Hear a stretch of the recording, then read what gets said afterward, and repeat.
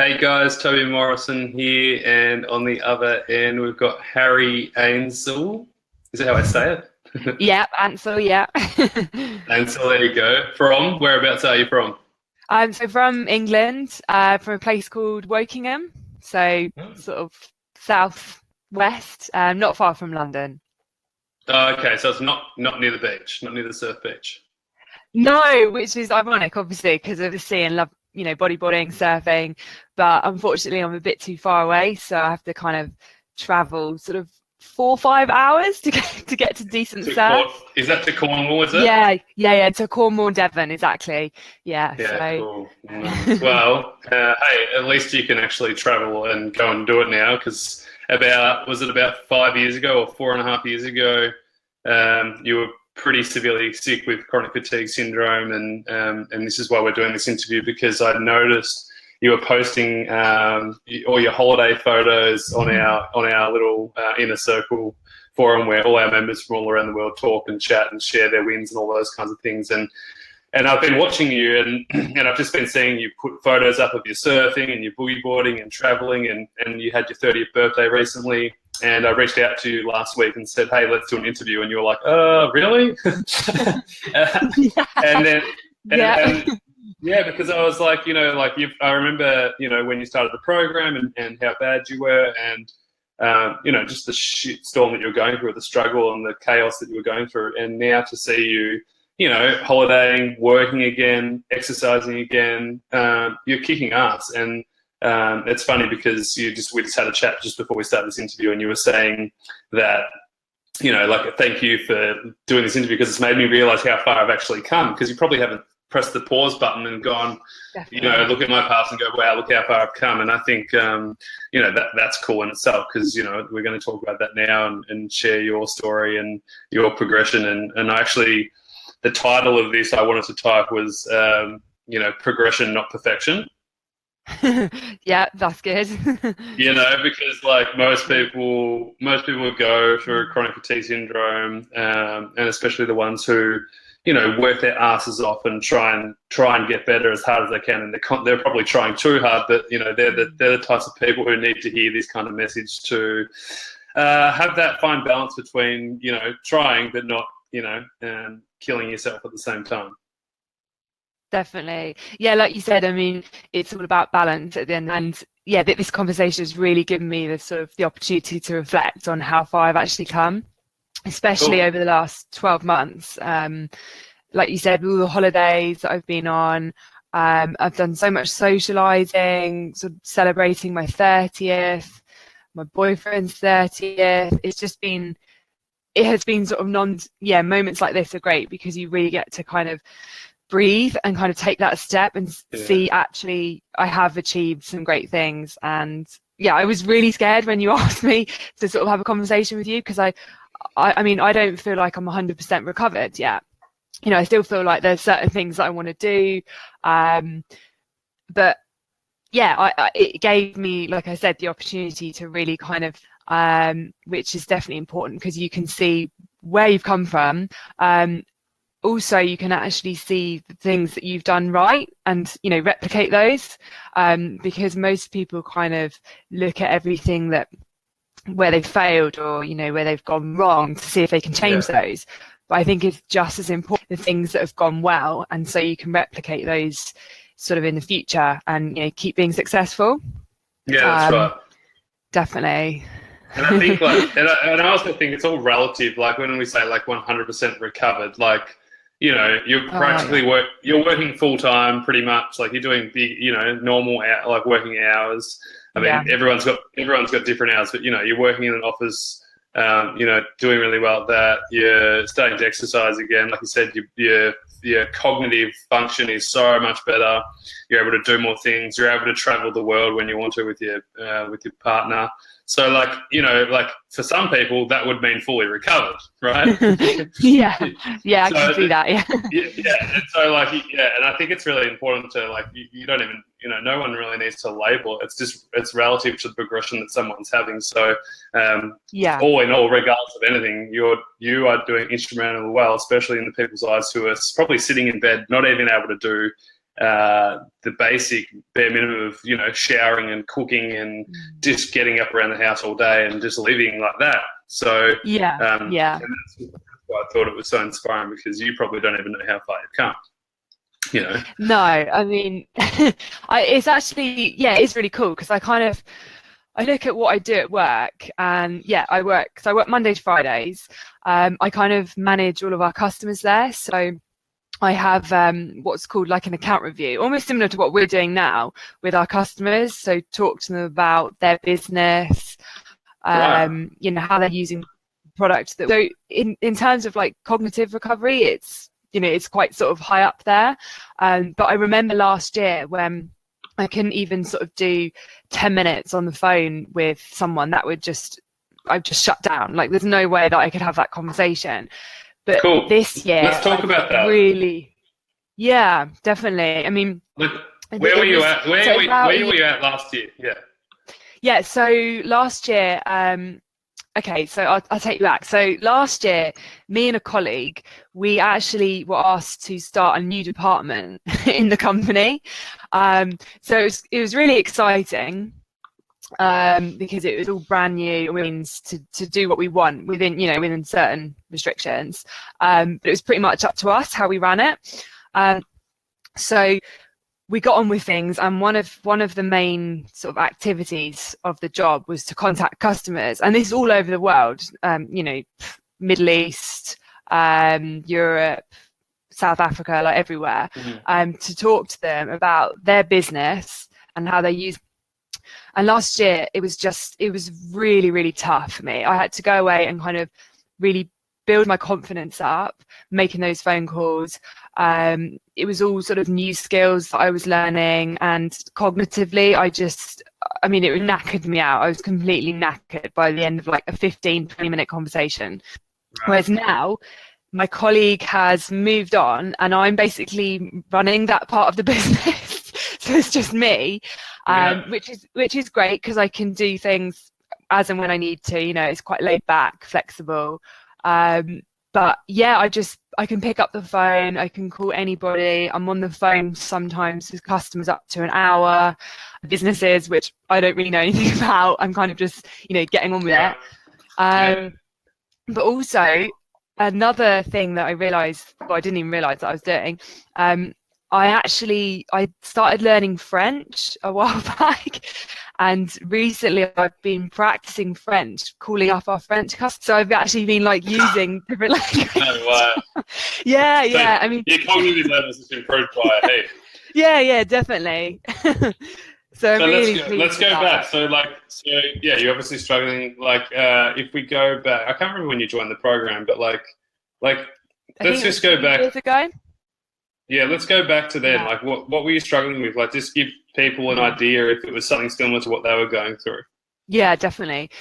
So, it was, you know, the usual story. I had, I just felt sick all the time. I felt really nauseous all the time.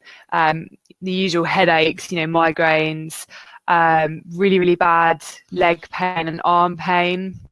That would, the night, you know, from the pain, I just remember crying all the time from it. I had a lot of anger at the time as well, and kind of bitterness, you know, resentment. Was there anything particular about that resentment, or was it about the illness or something else that happened in your life? It was definitely about the illness, because I used to be really, really active. So at school I was on all the sports teams. When I was 18, after school, I went traveling around New Zealand by myself for 3 months, just traveling around. Then I did my uni degree. So I was there for 4 years at uni. I was on the basketball team. During uni, I actually lived in Spain and Austria for a bit as part of my degree. And then so after you uni, did everything. Like, you were just like of course, you know, travel, all the usual stuff, like travel, socializing, partying. I literally like loved everything. And then it just kind of happened, like the CFS. Well, I remember it really clearly, like a massive crash. That was the sort of start of it for me. One of the hardest things was actually accepting it, from you know, going from like this fit, healthy, active person to literally doing nothing, but not understanding why, just feeling horrific. I just remember like lying on the floor sometimes. That sounds ridiculous, but I just remember being just like collapsing on the floor, finding why my body wouldn't move, and it was just awful. And also I was still going to work at the time, and communicating that to people that I worked with was one of the hardest things for me, because I'm quite a sort of private person. Right. I can clearly see that you're not very well. I used to sometimes just run out like crying in the middle of the day. Yeah, right. But I didn't know why at the time. And yeah, it was just horrible. But once I kind of got past that stage, I found that communicating to everyone 100 times better. I know that's different for everyone, because some people don't like to sort of share, you know, personal journeys or their health. Yeah. But for me, that really did make things a whole lot easier. So now everyone I work with knows. Did you stop work for a while? Like, what did you do in those 3 years? Yeah, so it was weird because I didn't actually, but I was ill a lot, like on and off. Do you know what I mean? So I just sort of, I'd call in so sick. you had to take time off. Yeah, exactly. I'd call in sick. I'd be like, no, I need to go home, like now, sort of right in the morning. And then we kind of got to the point, it was right at the beginning of joining the program, so 3 years ago. It's just not working, doing these hours, which again was really hard for me, because it was accepting that I just couldn't carry on the way I was, the way things were going. So I kind of was like, okay, I can carry on working till sort of 3:30, and we'll just try that and see how it goes. I get it though. And I was ill a lot. But yeah, over the last couple of years, it's definitely, I can see massive improvements. And I don't think anyone really notices at work now. I mean, they know I have it, obviously, but they just kind of, and it's funny because a lot of people come to me and sort of tired, and because I think they've just forgotten. So yeah, it's good. It's really good. Well, it's nice that you're probably just experiencing normal tired, like human being tiredness, rather than chronic fatigue tiredness for once. Yeah. Yeah. What were some of the symptoms that you went through back early on? Like, what were the hardest things that you had? Obviously, accepting and all that, but like the physical symptoms that came with it. Yeah, it was like I said, feeling sick, being nauseous all the time, not being able to eat. I'm like massively into food, and just having that severe exhaustion. You can't sit at a table, you can't sit on the sofa. You just need leg and arm pain. That was really nasty. Yeah, so they're probably my main symptoms, I think, which is weird talking about it, because again, I haven't spoken about that in like years, and it makes me feel really sick thinking about how I used to be. Of course, yeah, it would. Yeah, well, it's not a nice experience, right? No, not at all. But yeah, so things are brilliant at the moment, and I want to keep moving forward, definitely. And let's talk about how they've been brilliant, because you were just speaking about it before, saying, it's really good for me to see what I've done, what I've created over the last year, but to go, okay, well, what can I keep doing that's working? So like let's just go over a couple of those things that you've obviously reflected on since we had this chat. Like what have you what have you realized that you've done well that's helped you on your journey, rather than talking about the shit that doesn't help? Because I think everyone knows that pushing and crashing and doing what's not right for you, eating crap and all that, everyone knows what not to do. But let's talk about the things that have worked for you. Yeah, definitely.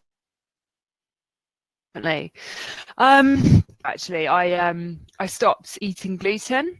Right.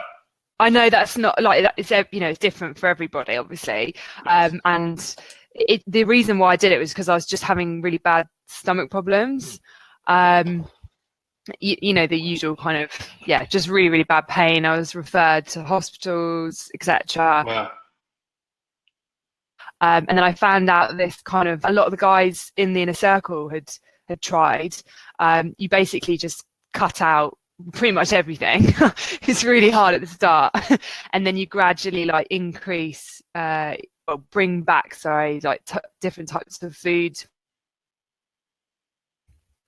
And you know, I just wasn't getting on well with it, and I was intolerant. But since then, I haven't touched it, and I think it's been a massive help for me. I don't feel kind of sluggish in the afternoons, and I don't have the tummy pain or anything. And yeah, it's just I just feel more alive. It's kind of, that's one thing with the diet. What's your normal day like? What would you normally have for breakfast, lunch, and dinner now? Yeah, so I eat sort of 5-6 times a day, kind of, you know, small regular meals. So in the morning I'd have oats, gluten-free oats, with kind of a mixture of sort of flax seeds, sunflower seeds, you know, seeds, all of that kind of mixed together. Yeah. And then on my break, because I'd make sure I have a break at work in the morning, I'd just sort of take myself away from the screen, go and sit down by myself. Yeah, I'd have kind of, whether it be like Greek yogurt and honey and fruit, or something just to keep me going. And then lunch, I make sure that I have some carbs, generally kind of slow releasing ones, like, you know, potato, to give me that energy throughout the afternoon. Salad, veg, and then I'd probably again in the afternoon a snack like fruit or something similar, and then dinner is kind of just something really like plain, but maybe fish or chicken, but healthy. Do you know what I mean? And kind of, I'm definitely eating small portions, but yeah, I found that I think really full of sugar, because, you know, you don't want your energy to sort of spike up and down. But that food is like massively important for me. Yeah, I mean, especially like when you're quite busy and you have to use your brain a lot, you've got to have that glucose, that blood sugar levels, you know, right, to keep going throughout the day. Definitely. Yeah, that's cool. Okay, so that was one thing, and I think like there's a lot of people who notice that they feel better without gluten. And I was actually just at a friend's house today, actually, and they run a company called Changing Habits, and they just did a documentary. They filmed a documentary called What's with Wheat, which is actually on Netflix. So they're a pretty well-known family. And her name's Cindy O'Meara, and she's huge on it. They literally have no gluten in any of their products. Oh wow! She believes that it's a pretty cool website. I checked it out, but they're a really healthy family. You know, like I don't know how old she is. She's maybe like 40 to 50s, and she's like so fit and healthy, and like her husband's just he's a machine as well.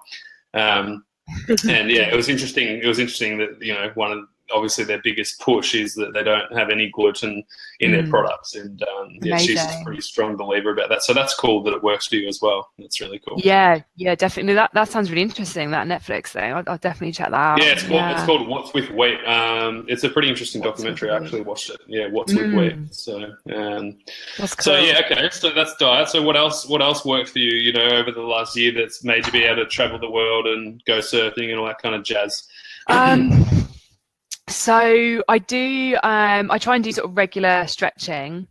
And again, I remember when I just couldn't sort of sit down and do like a gentle leg stretch. It made me feel really sick. So I managed to just sort of, you know, basic kind of sitting down stretches. But also the last few months I've actually started doing some ab exercises. Just some sit-ups, because that's kind of. You got a six-pack yet? Oh yeah. I will. Well, with your nutrition plan, it sounds like you probably will. That's something that I want to get back, like the tone in my body, because when I was swimming before I was ill, you know, I had all my arms kind of toned and my stomach, but obviously you lose that muscle when you get ill. So that's something I'm focusing on this year, kind of the physical side, and with the yoga as well. The fact that I can actually sort of leave the house and go and do an activity is huge. drive there, drive back. The teacher's amazing. I've had a really good chat with her about what I'm going through. So I just sort of take it easy and use it also for meditation, mindfulness, which has been a massive help for me, definitely. And just using it to relax. I think that's a huge part of my recovery now I think about it. So that's been good. Cool. Okay. You mentioned before about your mindset, how it changed a lot. Like it was really bad at the start. You're obviously in a really dark place. And I think a lot of people, that's probably their worst thing that gets in the way of them making a step forwards, and like even just starting a program, like, people are skeptical. They're not sure what's going to help them. Like, you probably went through the same thing before joining our program. I'm not entirely sure what was the process for you, like how that felt for you. But yeah, it's like, what was it like at the start? Like, were you skeptical about getting help? Like, was it hard for you mentally to even, like, what were you going through? I mean, I just remember it was weird because I was in a really, really bad place. And I was talking to my friend at work about everything, and he's actually been brilliant, really supportive, and he's telling me about it, and I was like really excited because it was the first thing I'd heard. There was an actual program online which I can do. So your workmate got you onto the program? Yeah, it was so weird. He was just doing some research for me. He was like, he knew what I was going through, and he just was Googling stuff. And he told me about it, and I was like, oh my God. He's seriously, and I found you guys. It makes me feel really scared, like where I would be. I think I'd be really, really lonely and just, I can't even think about it. It makes me feel sick. But yeah, finding something that I could actually have a coach and sort of speak to someone, and having that inner circle it just changed everything. It really did. Speaking to people that are going through, the same thing was just amazing. I remember being really kind of thought about joining. I remember you Skyped me. You probably don't remember this, but you like tried to chat to me on Skype, and I was just like so scared because I didn't know what it meant, this program, but I was just so excited at the same time. And never really looked back since, to be honest. It's so awesome. Actually, I had a guy recently message me saying, "Oh, so like, I love you. I love what you do," and like, just like what everyone comments here is like, "Oh, I love what you do," and I'm thinking about joining the program soon. And so I wrote, and I normally don't write back, but for some reason I felt compelled to write to this guy, and I said, "Yeah, cool. Why don't you just join now? Like, what's stopping you?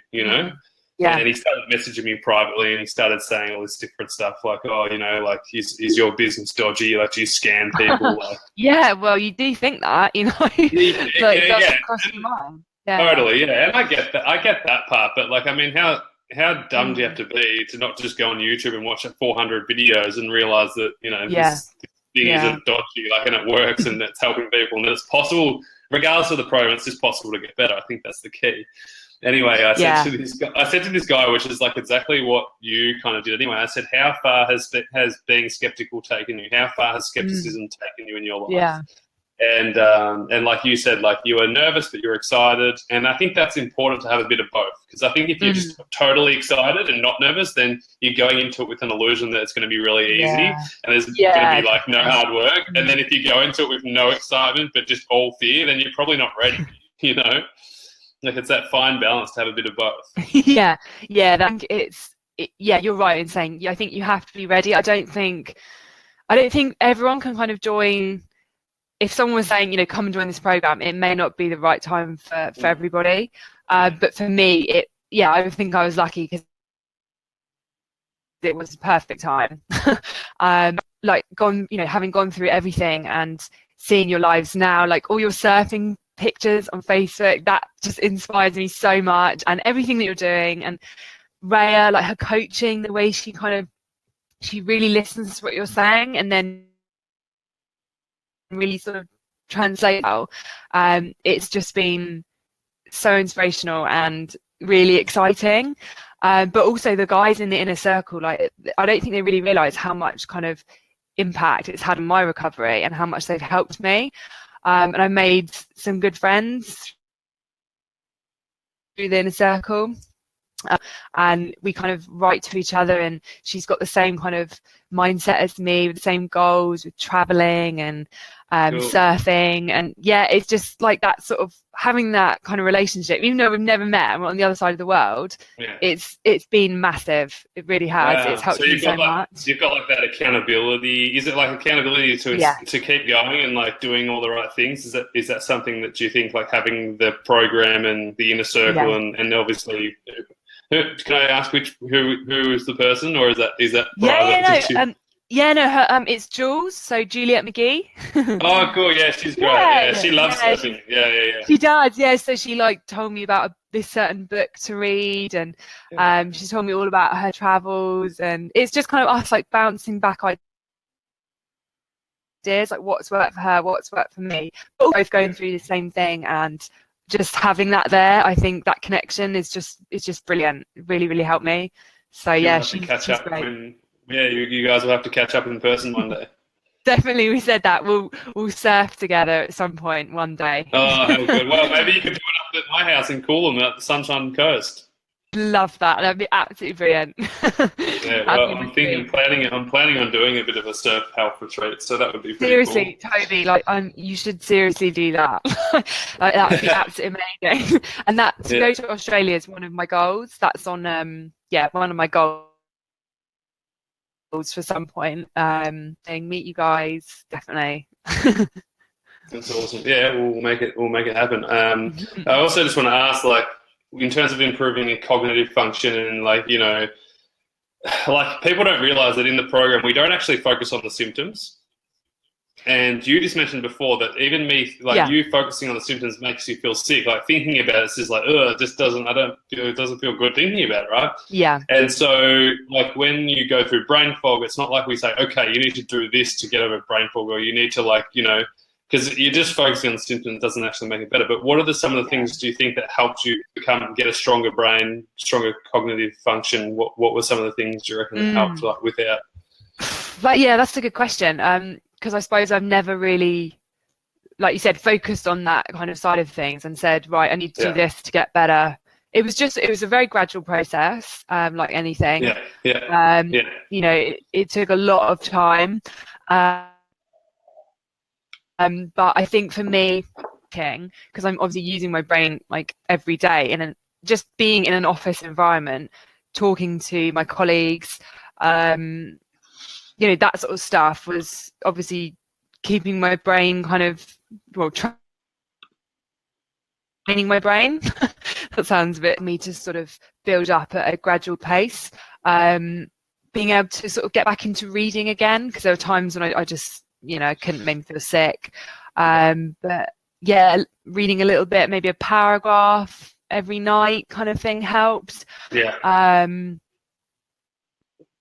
Just building the blocks over and over. Yeah, exactly. Yeah, that's exactly what it is. Yeah, just keep building everything up, and it eventually will kind of click into place. Just do it. Everything is there. You've got to remember that even though you're starting completely from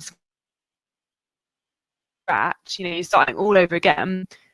What to do, your body knows what to do, your muscles know how to work, everything is there inside you. You just need to give yourself time to kind of take a massive step back, stop, and just gradually build things up, and it will come.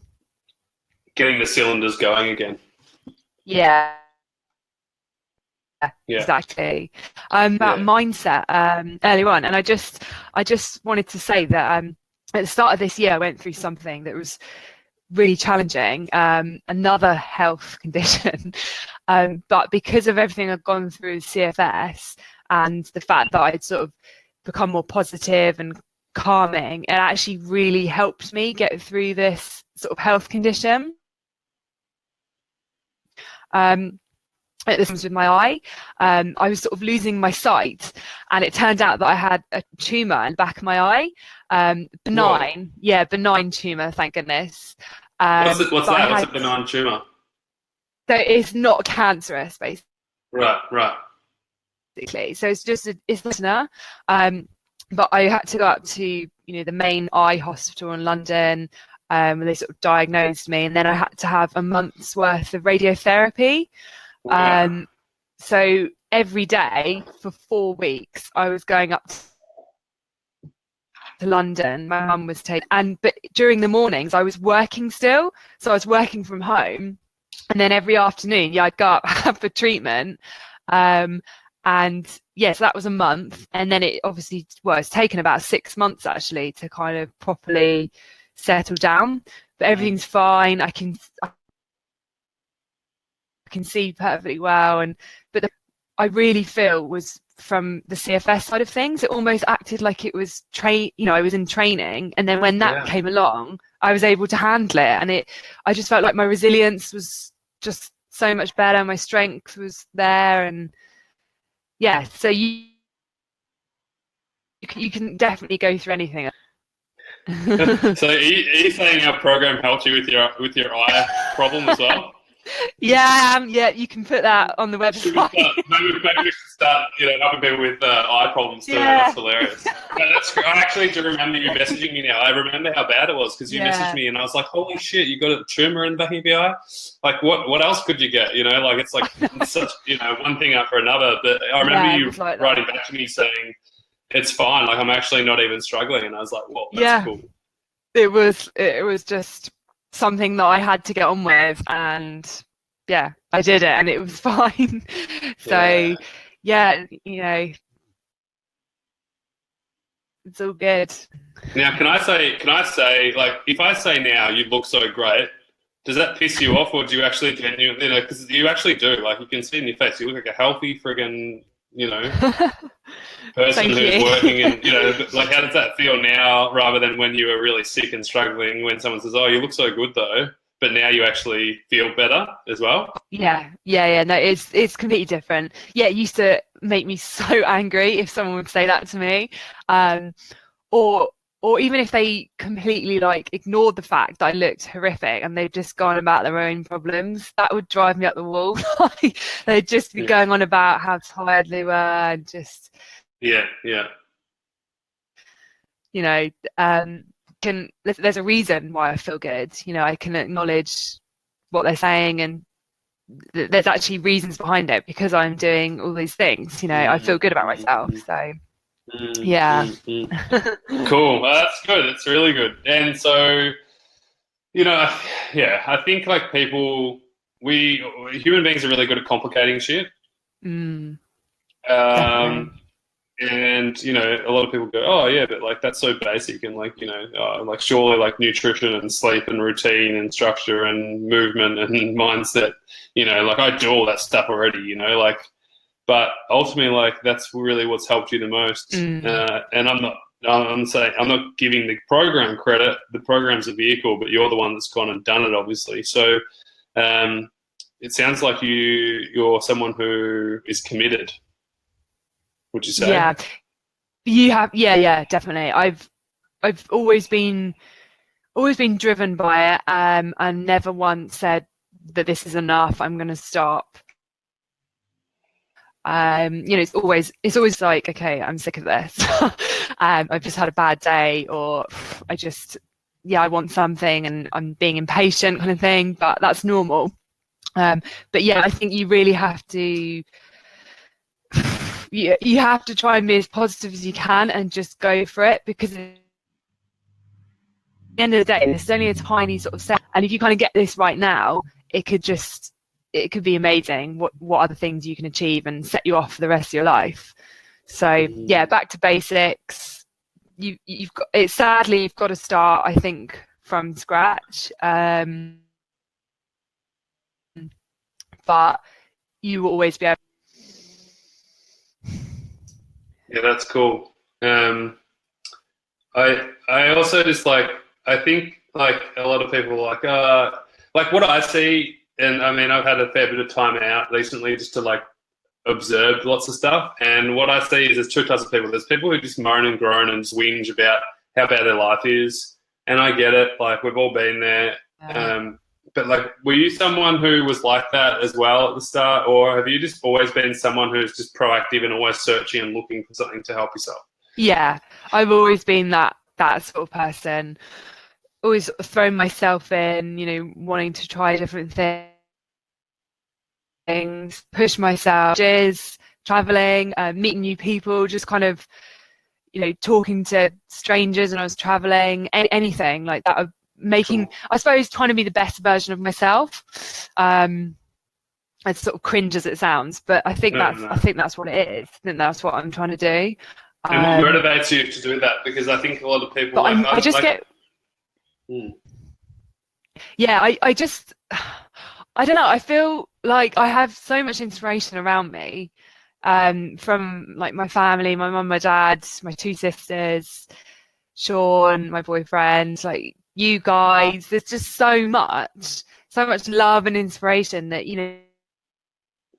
it is keeping me going. I want to be someone like really, really great. I want to give myself as many opportunities as I can, and just enjoy life at the end of the day, throw myself in. Cool. Yeah, I fucking love it. That's awesome. What I want to talk about is like not everyone's as lucky as you, and me as well. Like to have a loving family and good people around them. So if they didn't have that, like having the program would be a lifeline for them, right? Yeah, completely. Yeah, that's the thing. If not everyone is as lucky to have kind of all of that, what we've got. I mean, but it may be sort of one really that you're passionate about or that really motivates you, kind of hang on to that, cling on to that, and it will help you definitely grow as a person and with your recovery, whether it be, I don't know, certain goals that you're trying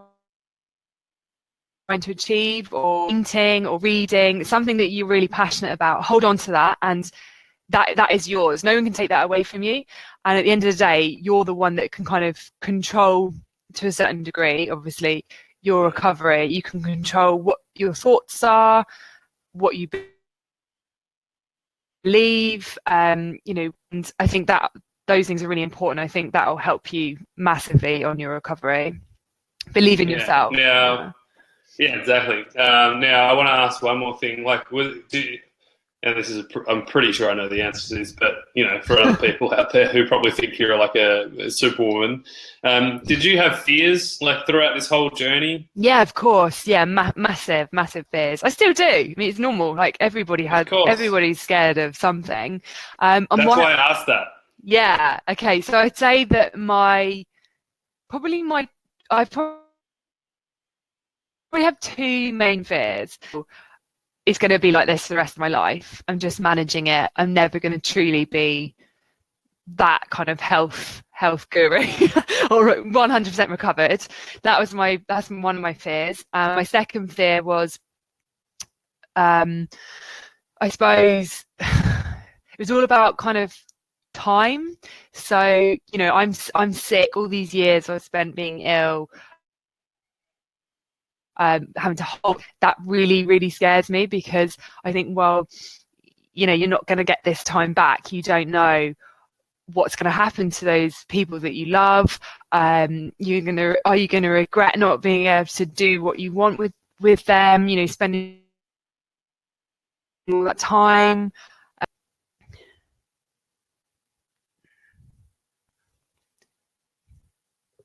Toby? I'm waiting for you to keep talking. No, I think okay, cool. So the time one, that's interesting, because like you've obviously you've grown a lot as a person. So like something that you can't get back. You can't get back time, right? You can lose money, exactly, but you can't lose time. Sorry, if you lose money, you can get the money back. But if you lose time, you can't get that time back. You can't think like that, because that, unfortunately, that is life. And you've just got to kind of focus on what you can do now, cherish every moment, and think that you are going to get better, and you are going to be able to do all these things. And around you that you love, and just enjoy it, I suppose. Yeah, and I think what you said before is we all have fears, and fears are false evidence appearing real. Like, it's just so crazy what our brains do with fear. You know, it's not, it's nothing has happened ahead of right now, but we're fearing that something is about to happen that hasn't happened. It's fucking ridiculous. Yeah, exactly. And we let it, and we can let it overcome us if we don't, have certain things in place, whether it's a coach, whether it's your own strategies or tools to help yourself get out of that, or someone to talk to, or an outlet to, obviously sink a little bit, but then come back above it. And I think it's really important that you said that, because I think a lot of people wait for fear they think that by waiting that their fear is going to disappear. Yeah. And then they can start getting better or doing something. And just with all things in life, like, the fear is going to be there. Like, it's one of those things, like you said before you joined the program, you were freaking out, but it started. Yeah. Yeah, I think you have to, well, for me, I find that writing things down really helps. And like you said... Like what? Give me an example. Like, you write down what's shitty things are going on, or you write down what's good? Yeah, so anything. So generally for me, I have to sooner rather than later, otherwise I just freak out. And I'm a real sort of analytical person, so I have to kind of like really go into detail about things to understand them. For me, that helps, so I can process them, understand them. So if I write things down, like, or things that I need to do at work, tasks, I just literally bullet point them. It helps me because I can see them and I can say, right, yeah, that makes sense. And every time I write them down, they look so much easier, and they're just so simple. And I was like, why was such a simple thing? But I find that it helps massively. And talking as well. I have to talk to, like, Sean or my mum, my dad about things, kind of get them to sort of analyze it as well with me, and then I feel much better. Yeah. Yeah, it's funny. Keep saying, I find also that I keep saying to myself, I am okay, I will be okay, things are going to be okay. There's no point in getting ahead of myself. Or if I need to, I can analyze the sort of things that I'm going to find difficult. But for me, that helps with preparation. So again, going back to the I think about the timings that are involved. So what time I need to get up, I need to be at the airport for, or like the food I might take with me, or the packing I'll do sort of a few days before, just so I'm not stressed. I'm doing it at my own pace, and that's absolutely fine. It doesn't work for everybody, but it will function, I think, better, really. Yeah, it's funny. It's reminding me of my own life, but just in the context of living. Like, I have this carport at the back, right, and I literally have surfboards everywhere. I've got shit everywhere, like things that I need to throw out. I've got moldy, like, clothes and moldy board shorts, and just things that I just don't even look at. Fishing rods and all that kind of stuff. And I said to my friend, I'm going to build this massive storage cupboard and just put all that shit in there. And he's like, why would you do that? Like, why don't you just sort through it? And you'll probably realize that you don't need half of it. You throw it out and everything will be tidy. So anyway, this morning I literally woke up. It was like 6 a.m. and I was like, what am I going to do? I have a cup of tea. And then I walked outside. I was like, and I just started cleaning. I don't know why. I just started like sorting it all out.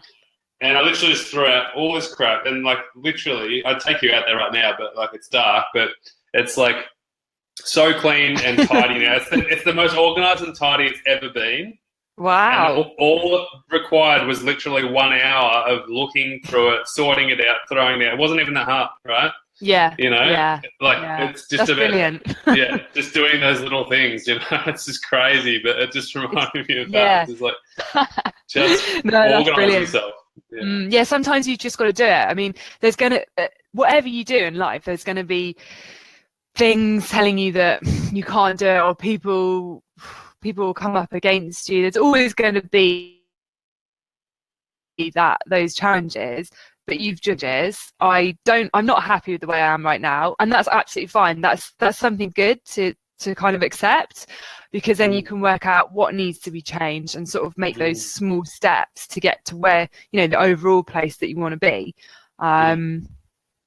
So yeah, well done with doing your No, it doing felt your good. shed. My friend came over before and he's like, oh, wow, like, this is amazing. Like, well done, bro. And I was like, no, thank you. You inspired me.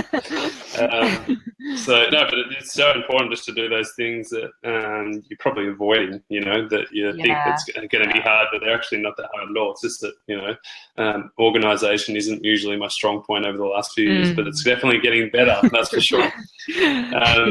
Let's talk about this to finish up with, and you know, I'm gonna ask three really key questions for everybody listening at home, just so they can get some inspiration and some guidance from you. But what's your why? Like, what was your why throughout? Did you have a why? Like, what was the inspiration? What's your motivation? Obviously, you've got your family and stuff, but like, was there one particular was like, I need to get better for this, or for, you know, like, what was it for you?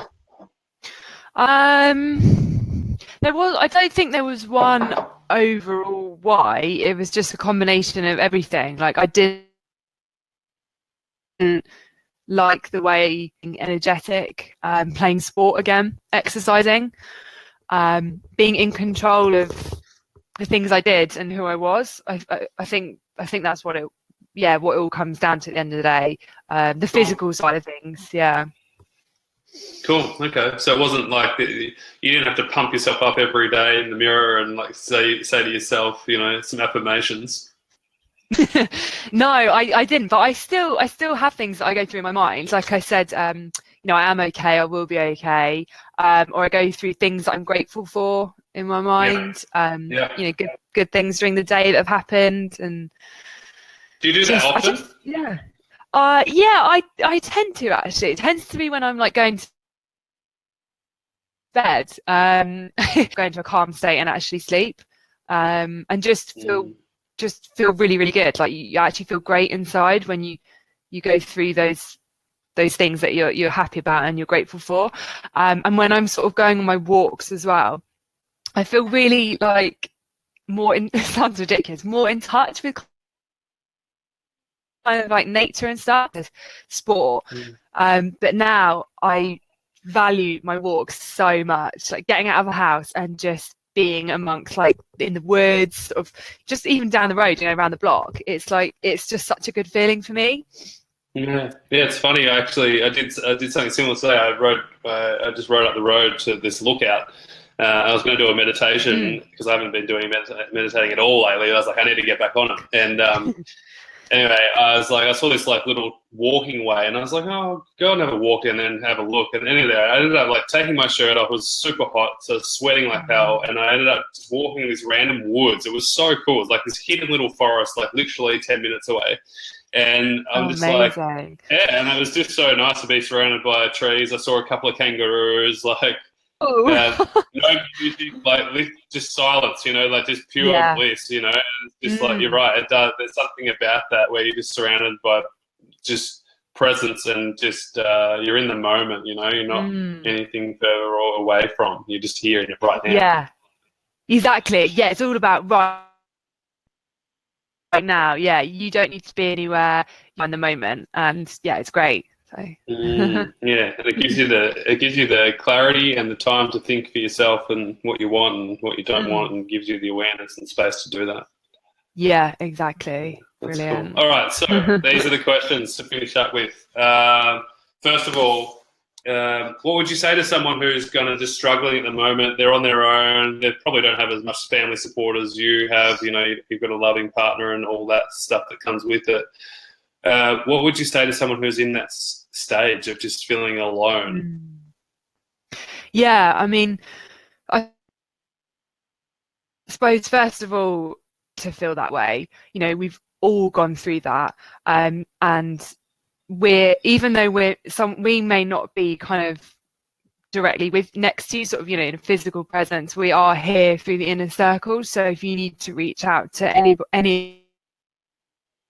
of us, we're hard when you're feeling just so low, because I went through that as well, and it's it's awful, because whatever anyone says, they don't necessarily, you're not taking it in, no one can kind of get through to you, but you have to know that we are here for you and that it will pass. Find that thing inside yourself that you want to continue, you want to continue to live for, you want to continue striving, and that you will eventually get through it and get out of it. Cool. I like it. Now, there's 2 more questions. The second question is, if someone's considering joining the program and is a bit unsure or skeptical or waiting for the right time, what would you say to them? Because you've obviously been through something similar too. Yeah, so don't waste any more time. Throw yourself in. You can try it. If it doesn't work for you, that's absolutely fine, but at least you've tried it, you've tried something different. Have a chat with either you or Rhea, and just seriously, just grab it. Where would your life be without the program? Like I said earlier on, I think I'd be just really lonely, like just so low and unhappy. And because with you guys, even though I've got everybody, my massive support network helping me, you guys obviously have been the support network, and having that just makes me feel connected as a part of a group again, I suppose. And which is really important. I can't imagine if I didn't have waffle. I probably would be in bed the whole day and just, feeling sick the whole time, really. So was the investment of the money well worth it? Yeah, definitely. Yeah, when it comes to your health, you can't really think about money. I know that's easier said than done, obviously, but you've just got to do it. You've got to. Because if you've got good health, it's going to make you happy, and happiness is key to a great life. So just get on with it. Yeah, I like it. And I feel like this third question, like you've said, get on with it a few times, and like I really like that attitude, because it's true. Like it's just important just to get on with it. Like stop thinking and stop like watching videos, and even if you're in the program, stop like looking at more information. Just get on with it. Yeah. What is something like what would you leave with people tonight? Like, what do you want to say if someone's like, people are going to be watching this and they're going to be like, like, what do I do? Like, what's your takeaway message? Takeaway message for everyone. I suppose I was in that same position, just constantly sort of researching. I still look at things sometimes now, and I'm like, okay, because like I said, I'm really analytical. I'm like, what does this mean? Okay, I need to do as much research as I can. But I've also found once I start to relax, it just comes like naturally. Your body will and your mind will gradually get better themselves, even though you have to obviously help that along. Things will automatically change. I think that, like I said as well, I think you have to find something that you want to live for and that you want to recover. Writing down sort of the next step. You can't do everything at once, so what's the next thing that's good for me or that's going to help me? So say, for example, whether it be something really, really simple, I need some more water today. Like I need to, hydrate myself. Something as simple as that. Or you might have a go on a trip next month and, write down how you're going to get to that point. But yeah, kind of focusing on, I think you need to bring it back and focusing on the here and now rather than the huge step in front of you. All these things, because you've gone through so much in the last few years, and it's just so difficult to try and say something that's meaningful for everybody. But I just hope that everyone can take what they want from the inner circle and the program, focus on that and get better, really. because I know it's in everybody. At the end of the day, it's in everybody. Everybody has that ability to improve and recover. 100%. Yeah, exactly. And it's about, and like I said, it's different places for different people, and it's about getting what you need at the right time, and then getting on with it, as you said. And like sometimes that's support, sometimes that's sympathy, sometimes that's having a pity party. Yeah, definitely. And then other times it's like, all right, like motivated. Like, what am I going to do now? Like, what's next? Like, what's my next goal? Yeah. You've got to be so careful. Sorry, Toby. You've got to be so careful not to compare yourself to anybody else. You can use them as motivation, inspiration, but never compare yourself. I mean, I used to do that all the time. It doesn't get you anywhere. At the end of the day, you've got to focus on, and everybody's different, like with their passions. From the inner circle again, some of the other guys that have really kind of inspired me. So you've got like Suze with all her cake making, and that's fantastic. Victoria, where she does all her travel kind of videos and her wise words, absolutely amazing. And just Laura with her show out there, I didn't realise how much impact they have on my recovery, and it just shows that we can, have that strength in numbers, and we're helping each other get through it at the end of the day. So it's great. Yeah, that's awesome. So good. We're going to leave it at that because I think that's a really good last message. Stop comparing yourself to other people. And there's a saying, I think, don't compare someone's chapter 12 with your chapter 1, Exactly. Yeah. It's pretty much spot on. And also, I also think, at the end of the day, don't compare your chapter, your past chapter to a chapter that you're writing, as well. Comparing yourself to the old you. That was something that was difficult for me at the start as well. Constantly comparing myself to, I used to be able to run, I used to be able to play basketball. I just used to have this resentment towards anyone that did exercise. But with time that went, and I just try and focus on where I am now, and started yoga from scratch, starting French from scratch. Anything you can start again, you can still get.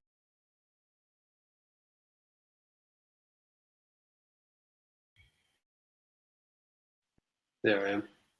Yeah, that's cool. I like it. Thanks so much for joining us. It's been awesome. Thank you so much for having me, and it's been great to actually chat to you, and thank you for all the work that you've done. It really has inspired me, actually building the whole business from scratch. I think it's so cool, so impressive, and it makes me think about things that I want to do at some point in my life. That's cool. Well, when you have a big enough reason to do it, to help people, you kind of do whatever it takes to get it done. So I appreciate that. Thanks for acknowledging that. It's definitely not a walk in the park as some people might think so on the sidelines. No, not at all. Not at all. You've done all the hard work we can clearly see, and I think you've done brilliantly. So thank you. That's a team effort as well. Everyone does an awesome job, including Raya and all the gang behind the scenes. So it's so there you guys have it. That's Harry's story, and it sounds like it's really kind of the beginning. It sounds like you're about to explode. I feel like. Okay. Be positive, keep moving forward. Actually, one more thing. One more thing. It's not really it's just another thing that's inspired me, because I just remembered I'm wearing it as a band. So I don't know if you can see it. Have you heard of the Invictus Games? No. I am the master of my fate. Oh, cool. So I don't know if you've heard of it. So basically, it's for military people that have suffered at war, so that they've lost limbs. They're using exercise to rehabilitate take themselves. So Wow. we're sending like a team. It's in Toronto this year, and it starts on Sunday. So you've got like wheelchair basketball, swimming, the rugby, and next year it's I think it's in Sydney.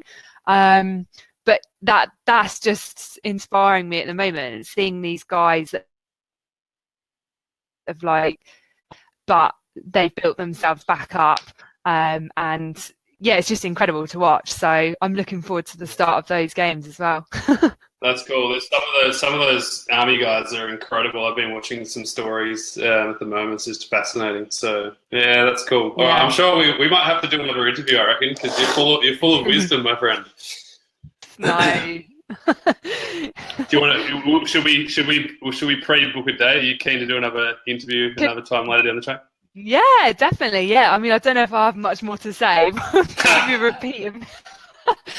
be a repeat of everything I've just said. That's good. Sometimes we need a little refresher, and that's what this is all about. It's a lot of people know what they need to do, but sometimes it's just hearing coming from somebody else like yourself of like, oh shit, that's what I need to do, just like Harry's done. Yeah. Yeah, no, I'd definitely be up for that. Yeah, it'd be great. Sweet. All right. Thanks again for joining, and I'll speak to you soon. See you in the next interview. So much, Toby. Pleasure. Speak to you soon.